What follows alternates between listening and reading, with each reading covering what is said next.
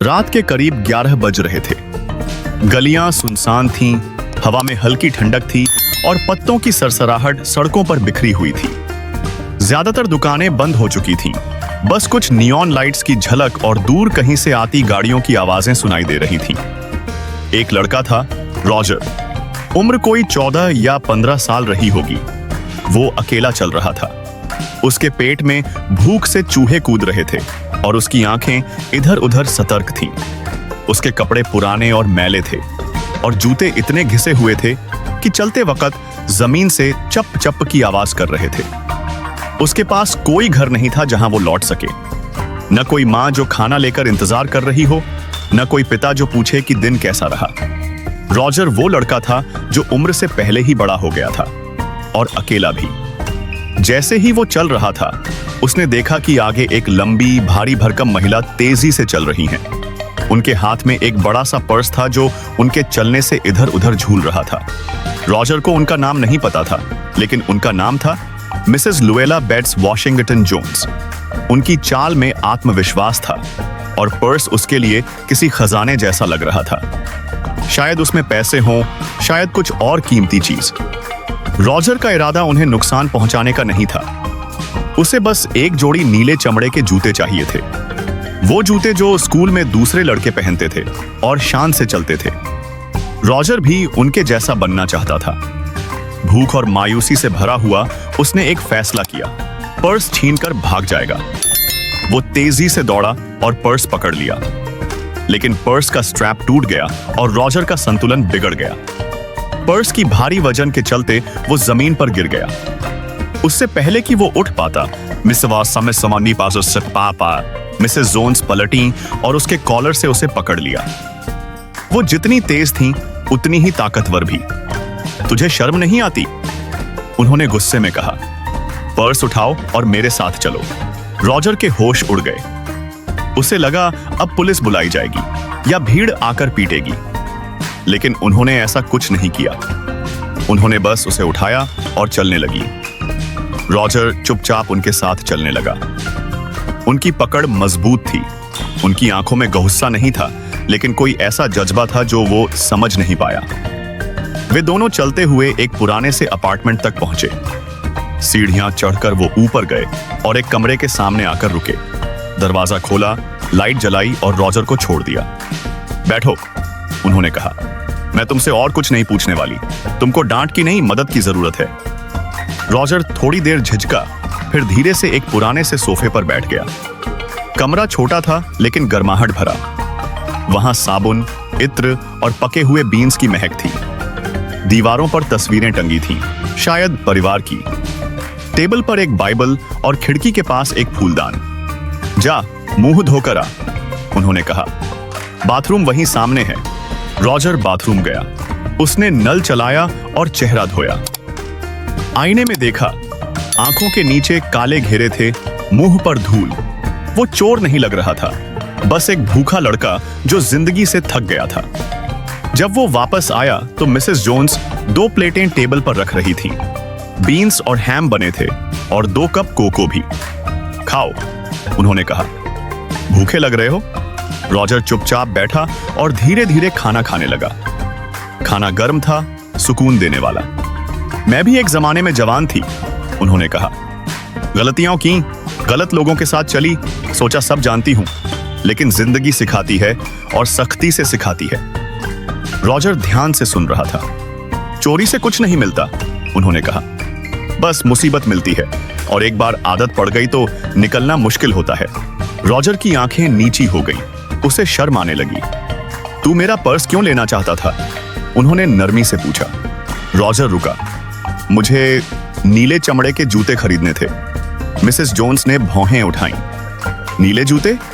हाँ, उसने धीरे से कहा। बाकी लड़के स्कूल में पहनते हैं, मैं भी उन्हीं जैसा दिखना चाहता था। वो कुछ पल चुप रही, फिर हल्के से हंसी। जूते तुझे अच्छा इंसान नहीं बनाएंगे रॉजर, लेकिन इंसानियत, सच्चाई और इज्जत बनाएगी। रॉजर को समझ नहीं आ रहा था क्या बोले। किसी ने कभी उसका नाम इतनी नरमी से नहीं लिया था। फिर दोनों बहुत देर तक बातें करते रहे। स्कूल की, उसके सपनों की, उसके खाली अपार्टमेंट की माँ बाप की गैर मौजूदगी की। उसने सब बता दिया। मिसेस जोन्स सुनती रहीं, टोकती नहीं थी, बस सुनती थी। आखिर में उन्होंने पर्स से $10 का नोट निकाला और उसकी तरफ बढ़ाया। ये लो, उन्होंने कहा, जाकर वो जूते खरीद लो, लेकिन एक वादा करो। क्या? अब से अच्छे बनो और कोशिश करो सही रास्ते पर चलने की। रॉजर ने सिर हिलाया। मैं वादा करता हूं। उन्होंने दरवाजा खोला। रॉजर बाहर आया। आसमान अब भी चुप था। लाइट्स टिमटिमा रही थी। रॉजर मुड़ा। वो कुछ कहना चाहता था, शायद थैंक यू, लेकिन शब्द नहीं निकल पाए। गला भर आया था। मिसेस जोन्स मुस्कुराईं। अब जाओ, और जो कहा याद रखना। उन्होंने दरवाजा धीरे से बंद कर दिया। रॉजर कुछ देर वहीं खड़ा रहा, फिर $10 का नोट हाथ में लिए धीरे धीरे चल पड़ा। लेकिन उसे बदला सिर्फ उस नोट ने नहीं, बल्कि उस औरत की ममता, समझदारी और भरोसे ने बदला। पहली बार किसी ने उस पर यकीन किया था। वो उन्हें कभी नहीं भूला, न उनका चेहरा, न उनकी बातें, न उनकी दया। और उसने फिर कभी चोरी नहीं की। कहानी की सीख, कई बार सजा नहीं, बल्कि ममता और समझदारी जिंदगी को बदल देती है। मिसेस जोन्स ने रॉजर को माफ किया, उसे समझा और उस पर भरोसा किया। यही भरोसा उसकी जिंदगी का सबसे बड़ा तोहफा बन गया। थोड़ी सी दया किसी की जिंदगी बदल सकती है। सूरज धीरे धीरे उग रहा था और गांव पाइन ग्रोव की शांति में हल्की सी सुनहरी चमक भर रहा था। वहां की घास कुछ ज्यादा ही हरी लगती थी, हवा कुछ ज्यादा ही नरम बहती थी, और आसमान बस यूं समझिए जैसे हर दिन एक नई तस्वीर हो। फूल धीरे से जम्हाई लेते हुए खिलते थे। मधुमक्खियां शालीनता से पंख हिलाकर उड़ती थीं और बादल जैसे आराम से चहलकदमी करते हुए अन में तैरते रहते। गांव के किनारे जंगल के सबसे ऊंचे पेड़ ग्रैंडफादर पाइन की जड़ों के नीचे एक गोल सा बिल था, जहां स्याही, मशीन के तेल और रसभरी जैम की महक बसी हुई थी। उस बिल में रहता था एक होशियार रैकून, टीको। उस सुबह वह जम्हाई लेता हुआ जागा। उसकी पट्टीदार पूंछ क्विल्ट से बाहर निकली हुई थी, जो बेकरी वाली मिसेस गूज ने अपने हाथों से बनाई थी। कान फड़काए, अंगड़ाई ली और फिर चहकते हुए बिस्तर से कूद पड़ा। आज कुछ कमाल होने वाला है, टीको ने खुद से कहा। टीको कोई साधारण रैकून नहीं था। जब बाकी रैकून धूप में सुस्ताते या नदी में खेलते थे, टीको मशीनें बनाता, नक्शे बनाता और गियरों से खेलता जिनसे आवाजें आती, चिंगारियां निकलती और कुछ तो पिछली रात से अब तक कूद रहे होते। उसने अपनी चमड़े की झोली कंधे पर डाली, चश्मा ठीक किया और जेब में एक चमकता हुआ अखरोट रख लिया, शुभ संकेत के लिए। ठक ठक ठक, तभी दरवाजे पर जोर से दस्तक हुई। आ रहा हूं, उसने कहा, लेकिन रास्ते में एक खिलौना मुर्गी से टकराकर पूरा चक्कर खा गया। बाहर खड़ी थी लूमा, एक सफेद फर वाली खरगोश, कोमल पंजे, एक प्यारी मुस्कान और उसके कान के पीछे कुछ जंगली फूल। उसकी हरी चादर सुबह की ओस से भीगी हुई थी और आंखों में रोमांच और घबराहट की मिली-जुली चमक थी। तुम्हें अभी मेरे साथ चलना होगा, उसने फुसफुसाया। टीको चौंका। क्या कोई खजाना मिला है? उससे भी बेहतर, लूमा ने पीछे मुड़कर देखा। नदी के पास एक पुराना पैगाम मिला है। टीको की मूंछें फड़क उठीं। उसने अपना नोटबुक, रास्ते के लिए बिस्किट उठाया और एक शब्द बोले बिना उसके पीछे चल पड़ा। वे दोनों ग्रैंडफादर पाइन की जड़ों के नीचे बैठ गए, जहां ठंडी छांव और नरम काई थी। लूमा ने धीरे से एक पुराना, समय से पीला पड़ा कागज निकाला। किनारे फटे थे, लेकिन बीच में हल्की सी सुनहरी चमक थी। उस पर लिखे अक्षर चमक रहे थे, शानदार और जादुई। टीको ने ध्यान से उसे खोला और जोर से पढ़ा। सभी साहसी और दिल वाले खोजियों को पता चले, जो व्यक्ति राज्य की 5 कठिन परीक्षाएं हल करेगा, उसे मिलेगा महान इनाम। जैसे ही उसने पढ़ा, हवा का एक झोंका आया और चारों ओर फूलों की पंखुड़ियां उड़ने लगीं। 5 परीक्षाएं? लूमा ने चौंक कर कहा। किस तरह की? टीको ने पैगाम पलटा। उसकी पीठ पर एक नक्शा बना था। पूरा राज्य उस पर दिखाया गया था। रास्ते मुड़ते घूमते कई रहस्यमयी जगहों से होकर जाते थे। हंसती हुई नदी, पहेलियों की चोटी, गूंजती हुई गुफाएं, धुंध का जंगल, बादलों की चोटी, सबसे ऊपर पहाड़ों के नीचे एक सुनहरा तारा चमक रहा था। इनाम। टीको के पंजे उत्साह में कांपने लगे। हमें जाना होगा, पर यह खतरनाक हो सकता है, लूमा बोली। हालांकि उसकी आवाज में डर से ज्यादा रोमांच था। क्या पता यह बस एक पुरानी कहानी हो। टीको की आंखें चमकी। उसने झोली से एक कांसे का अजीब सा उपकरण निकाला जो चमक रहा था। उसमें गियर घूम रहे थे और एक सुई घूमती हुई पैगाम की ओर जाकर रुक गई। यह है मेरी एडवेंचर कंपास, उसने गर्व से कहा। यह हमेशा उसी चीज की ओर इशारा करता है जो सबसे जरूरी होती है। देखो, सीधा इस पर। लूमा हंस पड़ी। तुमने इसे किचन टाइमर और जुगनू से बनाया है ना? मजाक मत उड़ाओ। पिछले हफ्ते इसी से मैंने एक खोया हुआ सैंडविच और एक अनोखा मशरूम ढूंढा था। अभी वे अपनी योजना बना ही रहे थे कि झाड़ियों में जोरदार सरसराहट हुई। घों, फिर एक जम्हाई, फिर जोरदार डकार। टीको ने माथा पकड़ा। मुझे अंदाजा था। झाड़ियों से निकला एक बड़ा झबरा भालू। उसके फर पर ब्लूबेरी के दाग थे। उसका नाम था ग्रिजल। हमेशा सोता हुआ, चिड़चिड़ा, लेकिन दिल से बेहद प्यारा। वह एक पेड़ से पीठ खुजाता हुआ बोला, साहसिक यात्रा?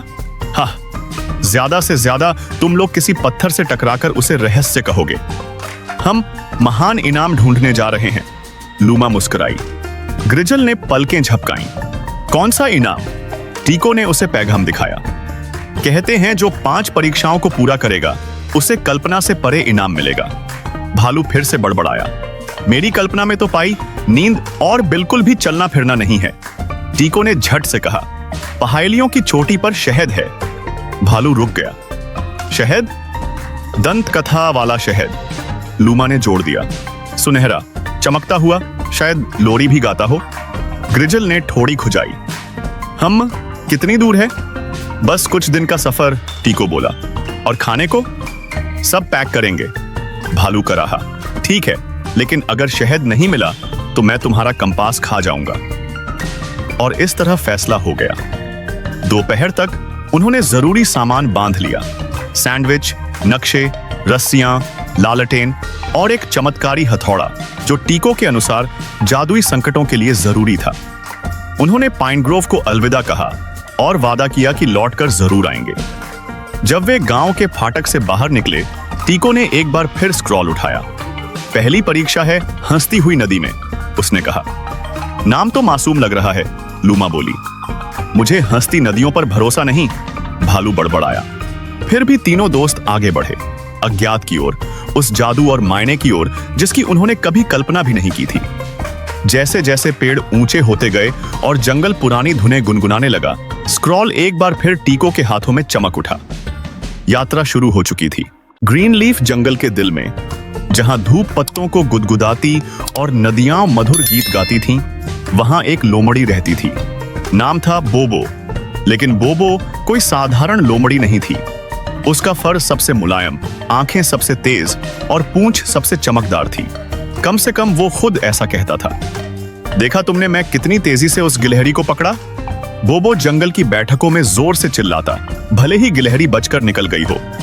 मेरी जैसी चमचमाती पूंछ किसी की नहीं, वो चांदनी रात में पूंछ झटकते हुए घमंड से कहता। खरगोश, हिरन, उल्लू और कछुए जैसे बाकी जानवर उसकी बातें सुनकर अक्सर गहरी सांस लेते। बोबो चतुर और होशियार था, लेकिन बहुत घमंडी भी।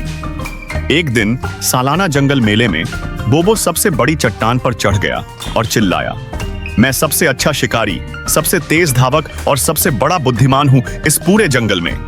पूरे मैदान में सन्नाटा छा गया। बुजुर्ग और ज्ञानी उल्लू अपने पेड़ से नीचे उतरा। घमंड ज्ञान का प्रतीक नहीं होता, उसने कोमलता से कहा। सच्ची महानता को चिल्लाने की जरूरत नहीं होती। लेकिन बोबो ने मुस्कुराते हुए कहा, ऐसी बातें वो कहते हैं जो मेरे जैसा कुछ कर नहीं सकते। बोबो नहीं जानता था कि जंगल ने उसे सबक सिखाने की योजना बना ली है। अगली ही सुबह बोबो नदी किनारे गया, जहां कुछ जानवर एक मछली को गोल गोल घूमते हुए देख रहे थे। वो मछली 5 सेकंड में मेरा नाश्ता बन सकती है, बोबो ने शेखी बघारी। मेंढक टर्राया, तो दिखा दो हमें। हाँ, आसान है, बोबो बोला। वह उछलकर कूदा, लेकिन फिसलन भरी चट्टान से फिसल गया और सीधे पानी में जा गिरा। मछली भाग गई। जानवरों ने धीरे से हंसना शुरू कर दिया। वो चट्टान ही फिसलन भरी थी। बोबो बड़बड़ाया। बाद में बोबो ने देखा कि पक्षी ऊंचे पेड़ों में घोंसले बना रहे हैं। मैं चाहूं तो सबसे सुंदर घोंसला बना सकता हूं, उसने फिर डींग मारी। चिड़िया ने कहा, तो बना लो। बोबो ने कोशिश की, लेकिन न तो वो तिनके उठा पाया और न ही उन्हें बांध सका। उसकी बनाई ढेर सी टहनियां बार बार गिर रही थीं। जानवर चुपचाप देख रहे थे। रुको, मैं कुछ बहुत बड़ा करके दिखाऊंगा, बोबो गुस्से में कहता हुआ चला गया। कुछ दिनों बाद कछुआ हांफते हुए बोबो के पास आया। तुमने सुना? उत्तर की पहाड़ियों में एक गुफा है। हवा ने बताया वहां खजाना है। खजाना? बोबो के कान खड़े हो गए। ये तो मेरे जैसे होशियार और बहादुर के लिए ही है। कछुए ने चेतावनी दी। रास्ता कांटों से भरा है और कोई नहीं जानता अंदर क्या है। खतरा? हाँ, मेरे लिए ये तो कुछ भी नहीं। बोबो ने फिर घमंड किया। उसने अकेले ही अपना बैग पैक किया और रवाना हो गया, उल्लू की सलाह को अनसुना करते हुए। मुझे किसी की जरूरत नहीं, उसने पीछे से चिल्लाया। यात्रा कठिन थी। बोबो का सुंदर फर जगह जगह से कट गया, पैर दुखने लगे और वो 2 बार रास्ता भटक गया। लेकिन आखिरकार उसे वह गुफा मिल ही गई। लताओं की ओट में छिपी चमचमाती गुफा। अंदर दीवारें क्रिस्टलों से जगमगा रही थीं। बीच में सुनहरे बलूत ओक के ढेर चमक रहे थे। बोबो की आंखें चमकने लगीं। सब ले जाऊंगा, सबको दिखेगा कि मैं कितना शानदार हूं। जैसे ही बोबो ने एक सुनहरा बलूत उठाया, गुफा कांपने लगी। गुफा की छाया से गूंजती एक गंभीर, लालची जीव, तूने वो लिया जो तेरा नहीं था। बोबो चौंका। एक चमकता आत्मा जो एक विशाल ग्रे गिलहरी जैसी दिखती थी, सामने प्रकट हुआ। उसकी आंखें चांदी जैसी चमक रही थीं। ये बलूत जंगल के हैं, आत्मा ने कहा। ये विनम्र के लिए हैं, घमंडी के लिए नहीं। मुझे नहीं पता था, बोबो घबराया। तूने खजाने को सिर्फ अपनी तारीफ के लिए चाहा, आत्मा ने कहा। अब तुझे एक परीक्षा देनी होगी। अचानक बोबो की आवाज चली गई। वह बोलना चाहता था, लेकिन मुंह से कोई आवाज नहीं निकली। अब तू अपनी कीमत कामों से चुकाएगा, बातों से नहीं, आत्मा बोली। और फिर वह गायब हो गया। गुफा अंधेरे में डूब गई। बोबो चुपचाप गुफा से बाहर निकला। पेड़ों से बहती हवा जैसे उसकी शर्म पर फुसफुसा रही थी। वो कुछ नहीं बोल सकता था। रास्ता लंबा और अकेला था। वो खो गया। सांप से नहीं कह सका कि हट जाओ, और एक रात तो पेड़ पर सोना पड़ा क्योंकि नीचे भालू था। अंततः जब वह जंगल के किनारे पहुंचा, जानवर रात की कहानियां सुनने इकट्ठा थे।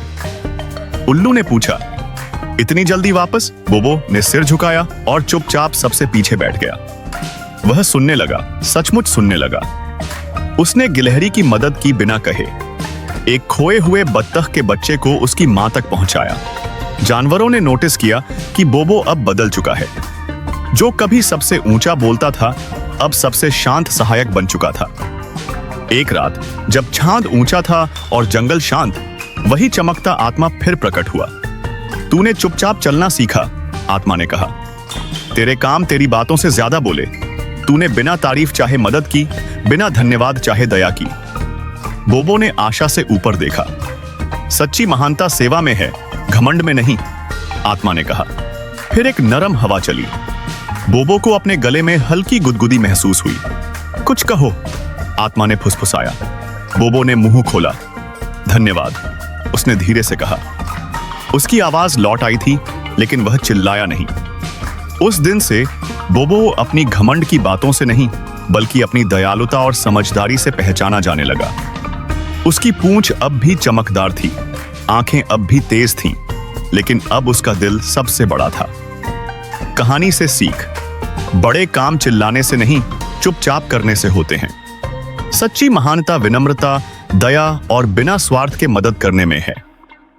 अगर आपको हमारी कार्टून कहानी पसंद आई हो तो हमारे चैनल को सब्सक्राइब करें और बेल आइकन को दबाएं ताकि हर आने वाली कार्टून कहानी सबसे पहले आप तक पहुंच सके। थैंक्स।